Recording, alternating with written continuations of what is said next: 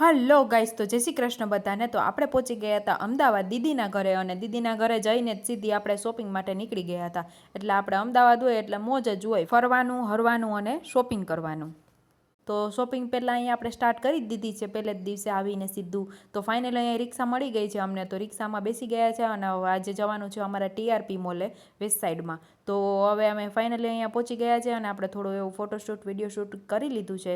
અને જો મસ્ત બધાનો મોલ છે, તો આપણે આજે ઘણી બધી શોપિંગ કરી લેશું. અને એમાં પણ આજે જીજાજીનું કાર્ડ હાથમાં આવી ગયું છે, એટલે આપણે મૂકવાનું જ ના હોય. તો બધી જ આપણે શોપિંગ અહીંયાથી કરી લેશું. અને ત્યારબાદ હવે જવાનું છે આપણે ઉપરના માળે. તો ઉપરના માળે જઈશું લિફ્ટમાં. તો લિફ્ટમાં બેસીને આપણે તો ફૂલ બાકાજી કીટ બોલાવવાની છે. તો ફાઇનલી અહીંયા મેક્સમાં પણ આવી ગયા છે, મેક્સમાં ચક્કર મારી લીધી છે. અને મારી બેન અહીંયા અદ્વૈત માટે કપડાં જોવે છે, તો એને ઘણા બધા અદ્વૈત માટે પણ કપડાં લઈ લીધા.